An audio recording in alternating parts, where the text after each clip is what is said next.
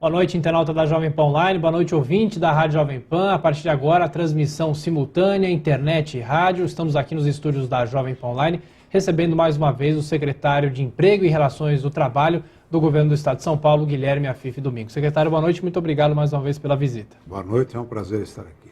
Bom, secretário, o senhor esteve aqui nos nossos estúdios em dezembro do ano passado, quando todo mundo já esperava a crise, mas ainda havia aquela euforia do comércio em relação ao Natal. E o governo de São Paulo divulgou o Observatório do Emprego, que é uma pesquisa detalhada em relação ao Estado de São Paulo, mas feita com base nos números do CAGED do governo federal. E essa pesquisa mostrou que o comércio já sente, e o senhor mesmo no dia do lançamento, que o comércio demitiu o equivalente a 4 Embraers. A situação é grave mesmo, inclusive no comércio, secretário? Não, a gente chama atenção, porque hoje, quando é Embraer, ela tem manchete de jornal, audiência do presidente da empresa com o presidente da República, tem toda aquela cena política. Agora, a pequena empresa é aquela que demite sem notícia, né? E é um número muito grande de trabalhadores. E isto cria um problema, porque depois vem o ministro e fala que vai aumentar o seguro-desemprego para desempregados de determinados setores, que é aquele que ele viu notícia, que é aquele que gera pressão. Quando desempregado é igual, não importa o setor. Então começa a ter equívocos de política econômica. E são equívocos graves, porque não são lastreados em cima da realidade. Por isso que o governo de São Paulo, com o Observatório do Emprego e a pesquisa da Fundação SEAD, que são os dados do PED da região metropolitana, nós estamos trabalhando em cima da realidade. E essa realidade não é tão risonha assim quanto aquilo que está sendo colocado pelo governo federal. Porque São Paulo, por ser o estado mais desenvolvido do país, foi o estado que mais respondeu com empregos na hora do crescimento e que está respondendo com desemprego na hora da recessão. E como fica o comércio nisso, secretário? Existe alguma expectativa de recuperação ou é muito cedo falar? Olha, é cedo. Sempre é cedo, porque você tem que extrair dados sazonais, mas hoje o primeiro desemprego maior é na indústria de transformação. E esse desemprego é também na pequena e média indústria, especialmente a média indústria, porque essa não tem acesso a políticas públicas, as linhas de crédito não estão chegando nas pequenas e médias empresas, porque hoje o crédito virou escasso. Então, concentrado na mão de poucos bancos, quem tem acesso ao crédito são os grandes conglomerados empresariais. Começando pela Petrobras. A Petrobras hoje quase que faz um rapa no crédito no Brasil, porque antes ela tinha crédito farto, barato e externo.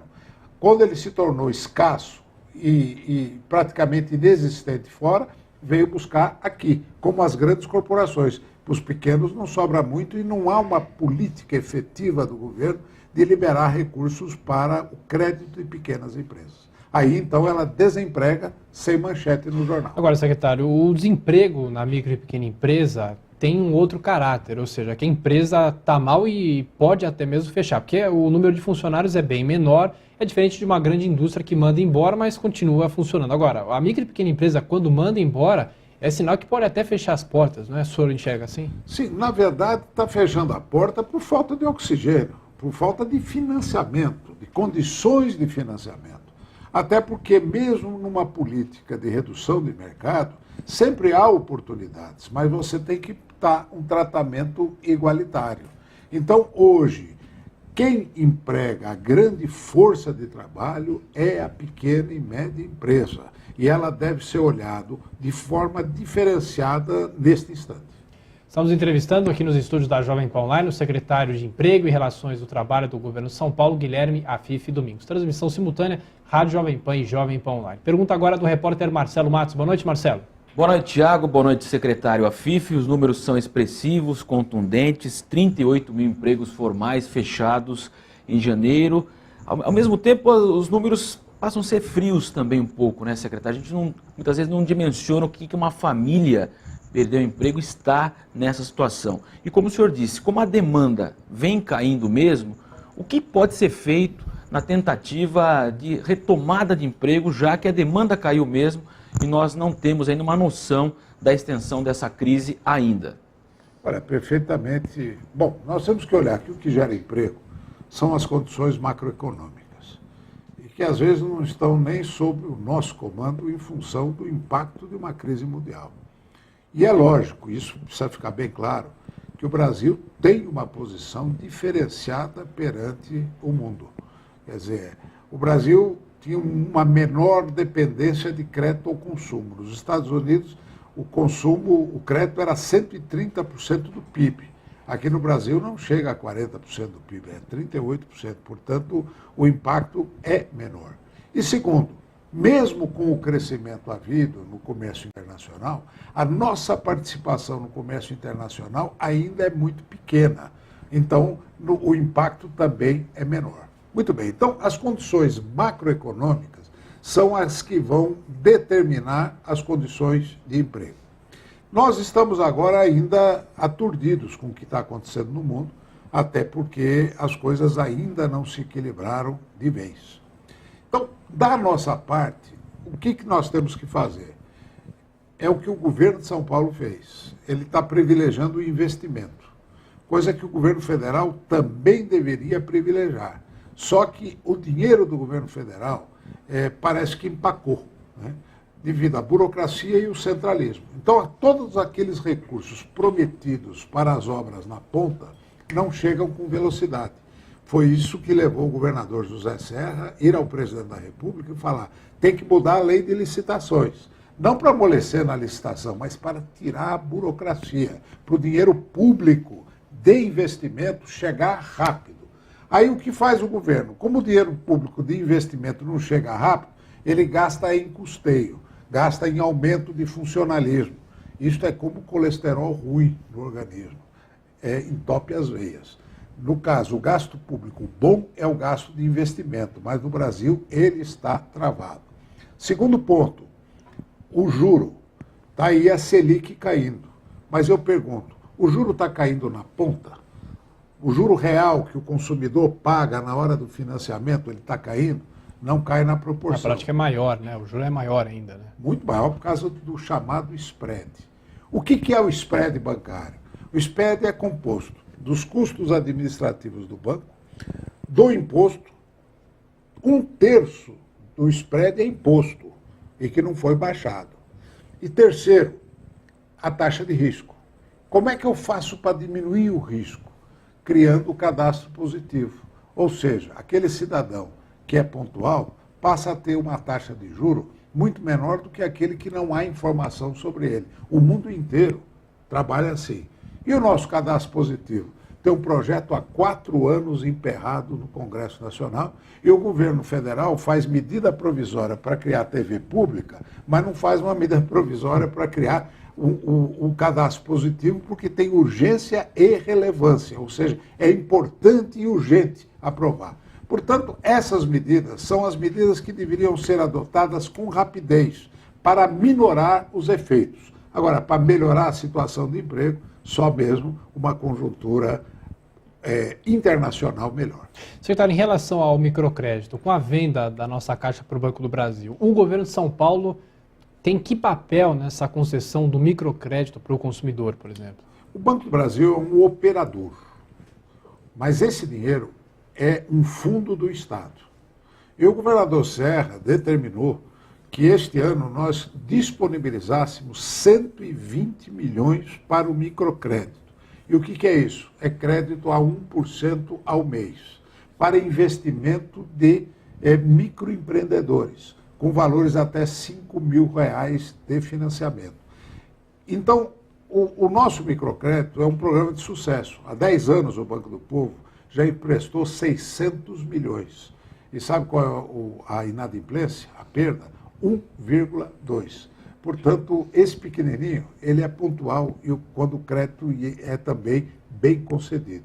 Então, esse ano, o microcrédito passa a ter uma importância muito maior em função dessa situação. E com essas novas agências, a Invest São Paulo e também a própria nossa Caixa, né?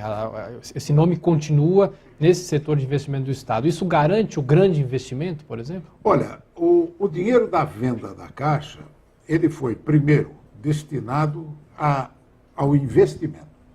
E segundo, cerca de 1 bilhão foi destinado à formação da nossa Caixa de Desenvolvimento, né, que é exatamente um agente financeiro de fomento. Logicamente, o capital inicial de trabalho será cerca de 200 milhões. E esses 200 milhões, prioritariamente, deverão ser alocados para financiar investimento em máquina. Porque o que fez o governador Serra? Ele mandou zerar o ICM de quem comprar máquina nesse instante. Os setores estão sendo definidos pela Fazenda. Por quê? Porque máquina é investimento. Então, muita gente está parada. Agora, o que vai acontecer? Mas na hora que você fala, não, o ICM é zero, você provoca uma venda de máquinas. E como é que vai ser financiada essa máquina? Através da nossa Caixa de Desenvolvimento. Então, nós vamos fazer um crédito orientado, utilizando esses recursos, sempre privilegiando o investimento da iniciativa privada. Nosso entrevistado é o secretário do Governo de São Paulo de Emprego e Relações do Trabalho, Guilherme Afife Domingos, nessa transmissão simultânea pela Jovem Pan Online e pela Rádio Jovem Pan. Mais uma pergunta do repórter Marcelo Matos. Você, Marcelo? Secretário Afife, o prefeito Kassab, ele contingenciou, né, parte do seu orçamento com relação aos investimentos em obras. Muito se fala também que as obras do PAC estão num ritmo bem menos acelerado, praticamente quase que paradas em alguns pontos. E aqui em São Paulo, como é que fica a questão do investimento? Nós temos obras importantes, Rodoanel, metrô, habitações populares. Haverá também um impacto da crise nesse investimento que poderá trazer, evidentemente, mais desemprego? Olha, logicamente, tudo está condicionado ao processo da arrecadação. Né? Até porque estados e municípios têm limites de gastos pré-determinados. Não é o caso da União. A União pode até emitir moeda, ela pode fazer déficit. O Estado e o município não podem fazer déficit. Então, nós temos que ficar limitados ao orçamento. E eu tenho certeza, não tenho acompanhado de perto o caso da Prefeitura, mas aqui no Governo do Estado nós estamos muito atentos ao problema da arrecadação para manter o pique do investimento. Porque nesse instante o que importa é investir em infraestrutura. E esses investimentos, grande parte desses recursos estão garantidos. No que está garantido, não para. Uma pesquisa do IPEA da semana passada mostrou que a arrecadação de ICMS cai em todos os estados e, claro, que pega os grandes estados. São Paulo pode sofrer com isso, secretário? Só acredita ou não? Essa coisa nós precisamos analisar com mais cuidado, porque o setor mais afetado hoje, em termos de queda, é o setor que estava com uma indústria voltada à exportação. E a exportação é isenta de ICMS. Portanto, não afetaria, no caso, essa arrecadação. A arrecadação de ICMS está muito voltada ao consumo interno, daquilo que acontece no consumo interno. E este consumo interno ainda não deu para visualizar a sua extensão. Até porque nós temos certas surpresas em matéria de consumo. No caso, por exemplo, da indústria automobilística, me deram uma informação que neste mês de março, o volume de vendas deverá ser maior que março do ano passado. Até porque o brasileiro gosta de liquidação, né? Como baixou o IPI, todo mundo promoveu as suas compras neste mês, né? Então, nessa altura, a arrecadação está diretamente ligada a este consumo interno. E esse ainda nós temos dúvidas sobre o impacto que ele está tendo. Secretário Afife, a Secretaria tem um projeto, né? O senhor disse aqui, antes da gente começar a conversar, que esse projeto vai ser lançado em julho. É um programa para trazer para a legalidade os autônomos informais. Como que isso na prática vai funcionar? Como é que o governo do estado tem o controle de quem é informal, quem não é informal? A quem interessa essa regularização? Como que a pessoa vai fazer para se regularizar? Não é o camelô que a gente está falando aqui, não é? Olha, o ambulante organizado, por que não? Né? Aquele ambulante, por que ele não pode estar organizado hoje? Porque ele é tão pequeno que não tem condição de enfrentar a parafernália da burocracia. Então, o que nós fizemos? Esse é um projeto que eu me dediquei há muitos anos da minha vida, independente de estar no governo. Desde o tempo da associação, levei ao presidente Lula essa ideia deste MEI, microempreendedor individual. Associação comercial, né? Associação comercial, quando eu era presidente da associação. E aí, esse projeto acabou rolando, ele foi para um projeto de lei no Congresso Nacional, E aí, com a Lei Geral da Micro e Pequena Empresa, ele saiu regulamentado no rodapé da lei, né? Mas sem o desbaste burocrático necessário. Então, o que nós fizemos? Pelo Programa Estadual de Desburocratização, nós fizemos uma limpa para que ele fosse absolutamente simples, porque nós temos um princípio: a formalidade tem que custar menos que a informalidade. Se ela custar mais, ninguém vai se formalizar. Então, aí o que fizemos? Levamos ao governo federal, ele acatou integralmente a nossa ideia, foi feito um projeto de lei complementar, aprovado no final do ano passado, com prazo para vigorar a partir do 1º de julho. O que é este MEI? Este MEI é aquele microempreendedor individual que vai do pipoqueiro, limpador de piscina, dogueiro, ambulante, o pequeno marceneiro, o pequeno carpinteiro, o pequeno encanador, esse que presta serviço na nossa casa e nem recibo te dá, né? Esse é quem ganha até R$3.000 mês, R$36.000 ano. Como é que ele vai fazer? Não tem contabilidade, não precisa nota fiscal, trabalha sob recibo, e ele vai recolher um fixo de R$50 por mês num carnê, cerca de R$50 por mês. Sendo R$5 se ele for ISS para a prefeitura, R$1 se ele comprar mercadoria de ICMS, e os outros R$45, R$46, Previdência Social, ou seja, ele passa a recolher Previdência, passa a ter assistência médica, passa a ter auxílio-doença, porque esta multidão é totalmente abandonada dos benefícios sociais. Então, isso é um grande estímulo. Por R$50 por mês, num carnezinho, ele se torna formal. E com isso, só para se ter uma ideia, e o ouvinte e telespectador, né, ter uma ideia do que é este volume de pessoas no estado de São Paulo. São 3.200.000 pessoas nesta condição só no estado de São Paulo. Isso significa a população do Uruguai inteira escondida aqui dentro. Então nós queremos trazer à luz, entre 2009 e 2010, pelo menos 10% desse contingente, que seriam cerca de 300 que venham para a formalidade. Ele pode ter acesso ao crédito, pode comprar casa própria. Portanto, é um embalo de um país, né, que escondido passa a vir a realidade. Ele tem como comprovar renda, por exemplo? Tem, claro. Ele não é mais um cidadão marginal do processo. Portanto, ele pode assumir a prestação de uma casa própria, ele pode ter o seu cadastro positivo, ele passa a ser um cidadão conhecido. Isso até muda a sua própria autoestima e daí vão nascer muitos bons empreendedores. Porque a pessoa que chega a essa necessidade é menos por vocação, é mais por necessidade. E agora, num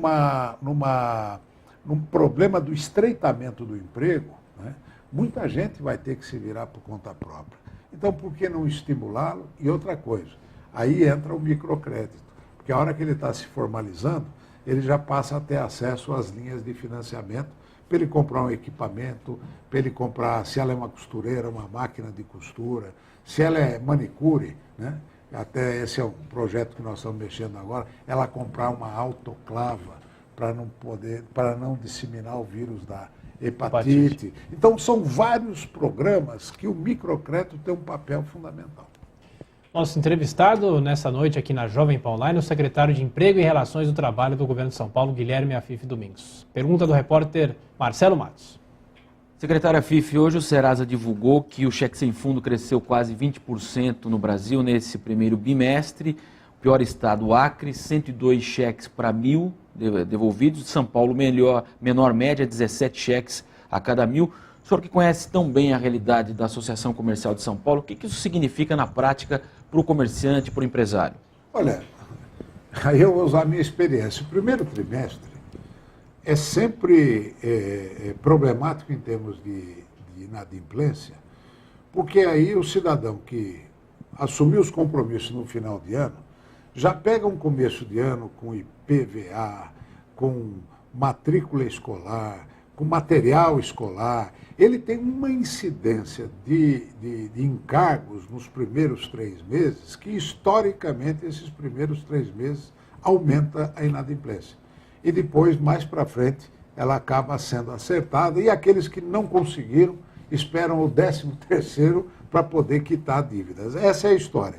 Portanto, ainda não é para se preocupar tanto com o problema da inadimplência nesses primeiros 3 meses. Agora, se essa tendência permanecer a partir do mês de abril, aí nós temos que analisar. Secretário, o senhor falou do IPVA, é claro que essa é uma pergunta para o secretário da Fazenda, mas por que o governo de São Paulo não parcela o IPVA em mais vezes? Eu já até conversei com o secretário Mauro Ricardo.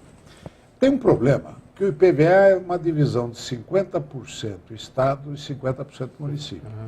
Portanto, você tem que ter uma previsibilidade para o impacto do fluxo de caixa não ser tão drástico, né? Então ela precisa ser precedida de um tempo bem maior. Portanto, mas eu acho que essa é uma visão, e nós temos que olhar a inadimplência do IPVA esse ano. Exatamente, eu defendo essa tese do parcelamento, não há resistência por parte do governo, mas há que se negociar com os municípios. A gente tem um consultor aqui na Jovem Pan, que já trabalhou no governo de São Paulo, Clóvis Panzarini, e ele tem essa tese, que essa questão de 3 parcelas apenas é quando o governo tinha muita necessidade de fazer caixa logo no começo do ano. E a situação financeira do governo do Estado hoje é bem melhor do que há 10, 15, 20 anos. Precisa saber que se das prefeituras também. Diferente. Então, eu tenho certeza que por parte do governo não há uma forte resistência, mas há de se negociar com os municípios. E não se poderia implantar isso, por exemplo, neste ano, porque a maioria dos prefeitos estava se renovando. Eu acho que esse ano é um ano para um bom debate nesse sentido.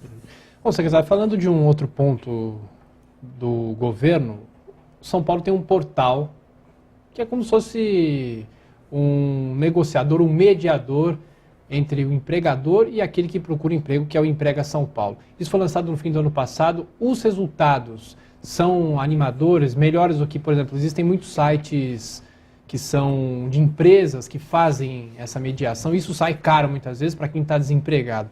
O senhor tem esses resultados na mão? Olha, os números são surpreendentes, positivamente surpreendentes. O Emprega São Paulo, que é um portal de intermediação de mão de obra, coloca as vagas da empresa e o profissional procurando a vaga. E o sistema hoje, todo ele era presencial. Você ia ter que ir no posto, preencher a tua ficha, depois voltar lá para saber, receber carta para ser chamado. Era muito lento. E aí, com a ideia de juntar as partes através da internet, nós conseguimos, para vocês terem uma ideia, cadastrar em termos de currículo, desde agosto, 828 mil currículos. E só com mídia espontânea. Não teve mídia em termos de promoção. Encaminhamentos efetuados, 496 mil encaminhamentos. Candidatos colocados, 37.155. E aqui eu posso dizer que esse número deve ser maior. Esses são os que comunicaram, até porque por internet às vezes o cara se emprega e não te comunica. Né? Então, 37 mil. Empregadores cadastrados, 26 mil empresas cadastradas. E nós cadastramos 410 mil vagas. E hoje, nesse instante, nós temos 11.857 vagas disponíveis. Ou seja, tem gente procurando profissionais, 11 mil postos. E aí o mais interessante é que a forma de comunicação, ela está sendo hoje revolucionária. É através do torpedo no celular. Porque nós fizemos uma pesquisa, ele até vai numa lan house, entra, manda seu currículo, mas para ele receber a resposta, às vezes ele pode até ter um e-mail, mas não abre sempre o e-mail. O que ele anda mesmo é com o celular. Hoje o celular é impressionante. 92% do universo tem celular. É aquele pai de santo, né, que só recebe, mas ele tem o celular. E o resultado é que hoje nós estamos mandando 1.500 torpedos por dia, avisando que tem vaga. Isso aumentou muito a velocidade da intermediação e eu digo, os dados viajam, as pessoas necessariamente não. Isto é a tecnologia de informação em favor do desempregado. Tem muita oferta fora da Grande São Paulo também? Sim, tem. O sistema é estado todo. Né? E olha, eu estou chamando a atenção que não há uma divulgação assim pesada, forte. Ela tem essa mídia espontânea, o serviço de utilidade, a imprensa do interior toda divulgando, vocês divulgando, até porque isso passou a ser uma matéria importante para o jornalismo de serviço, né? Avisar sobre vagas e serviços para emprego. Então, mas eu acredito que se tiver uma mídia mais pesada, isso daqui quadriplica. O governo pode investir na publicidade? Já está investindo? Olha, tem uma previsão. Nós estamos aguardando os testes todos de funcionamento. Hoje eu posso dizer que nós estamos prontos para voar. Estamos entrevistando o secretário Guilherme Afif Domingos, de Emprego e Relações do Trabalho do governo de São Paulo. Mais uma pergunta que chega com o repórter Marcelo Matos. Você, Marcelo. Secretário Afif, não vou perder a oportunidade de falar de política com o senhor. Como é que o DEM está acompanhando essa briga? José Serra, Aécio Neves, o governador mineiro quer as prévias já em 2009, o governador de São Paulo quer evitar as prévias, o DEM, que já está certo, PSDB, DEM e PPS já estão juntos para 2010, houve uma reunião semana passada aqui do Conselho Político dos Democratas. Como é que o senhor avalia toda essa questão? O DEM de São Paulo realmente quer José Serra encabeçando essa chapa. Como é que o senhor avalia tudo isso? Olha, primeiro não tem briga, não. Não tem. Até porque mineiro não briga, né? Então, o que está acontecendo é bem fácil de nós entendermos.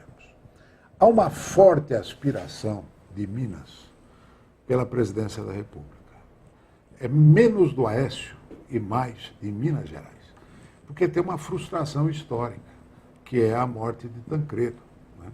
De quem Aécio é o neto e descendente. Porém, a história mostra que a aspiração é legítima, só que tem um processo da viabilidade, e esta viabilidade coloca o governador José Serra numa situação bem mais confortável, primeiro pelo seu conhecimento no Brasil inteiro, segundo pelo seu nome, porque o Serra deixou uma marca profunda em cima de genéricos, e essa marca profunda é no Brasil inteiro. Terceiro, porque ele já foi o candidato e, portanto, seria quase que um candidato natural. Então, nós temos que juntar essas forças sem magoar um Estado que é muito importante. Porque a junção de São Paulo e Minas é fundamental para uma vitória. Porque são o primeiro e o segundo maior colégio eleitoral do Brasil. Se nós fecharmos esse entendimento entre os dois governadores, eu posso dizer que o governador Serra sai numa condição de uma vitória que pode ser pensada até em primeiro turno, né? Diante, primeiro, das circunstâncias, da situação, e segundo, são dois nomes de imenso peso no cenário político do Estado. O governador Serra tem um grande arrasto eleitoral em São Paulo e o governador Aécio um grande arrasto eleitoral em Minas. Portanto, é uma questão de bom senso. Sem prévia, secretário? Aí é entendimento. Se o entendimento é pela prévia, que é uma saída, o Aécio já disse claramente, eu não saio do partido. Se alguém está ambicionando jogar nessa divisão, está enganado. Os dois estão mais juntos do que nunca. Só que uma coisa é discussão política e outra coisa é avisar o eleitor. Tá certo. Secretário Guilherme Afif Domingos, de Emprego e Relação ao Trabalho, muito obrigado mais uma vez pela visita aqui nos estúdios da Jovem Pan Online. E o senhor sempre está convidado com os números do governo de São Paulo. Esperamos que na próxima com números melhores, né, secretário? Se Deus quiser. Certo. E quando eles estiverem melhor, eu até já ligo para ver. Tá certo.